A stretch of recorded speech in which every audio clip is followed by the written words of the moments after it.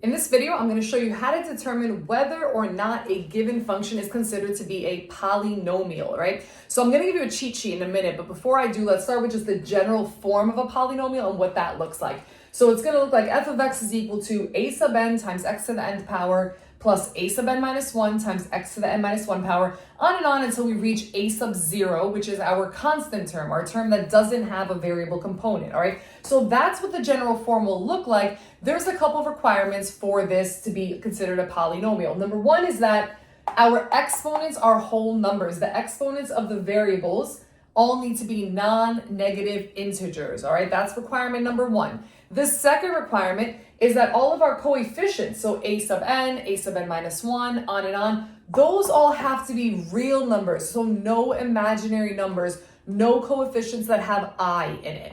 And third, the leading coefficient, a sub n, cannot be equal to 0, all right? Because if it was, then this term wouldn't exist, and this would not be a polynomial that's in the nth degree, which right now it is, all right? So again, I'm going to put those into a cheat sheet for you in a second, but let's go through this example to see if this is a polynomial using those three requirements that I outlined.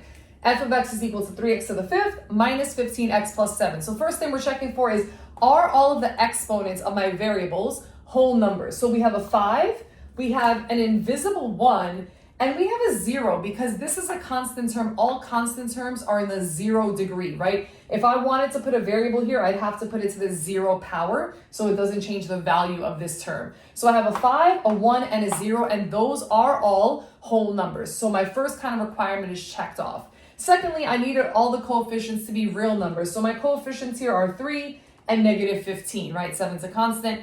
Those are real numbers. There's no imaginary numbers here, so that part's good as well. And lastly, my leading coefficient can't be 0. It's not. So this example was considered to be a polynomial. Those requirements might seem simple, but the exponent portion can be a little tricky sometimes. So here's a checklist for you guys of things you should be looking out for. Number one, no negative exponents on your variables. All right, so I can have 5 to the negative second power, but I cannot have something like x to the negative second power. That's not going to be a polynomial. All right, secondly, no fraction exponents. So if you see something like x to the 2/3, x to the 1/2, right? That's not going to be a polynomial. Again, this applies to the variable terms. It doesn't matter if a number has a fractional exponent.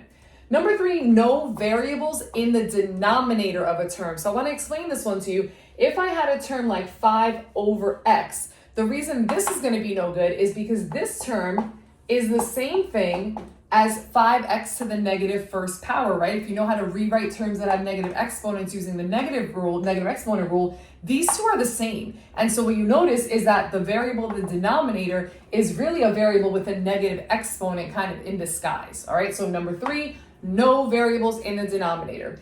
Number four, no variables under a root sign, so under a square root sign, under a cube root sign. This is no good either because the square root of x is the same thing as x to the 1/2 power. So we already said we can't have fractional exponents, but we realize that variables under roots are the same thing as variables having fractional exponents. So that's not good either. And then lastly, no variables as the exponent, all right? So we can't have something like 5 to the x power. This is called an exponential function, all right? All right, here's a few practice problems for you guys. Go ahead and try to determine whether or not these expressions are indeed polynomials.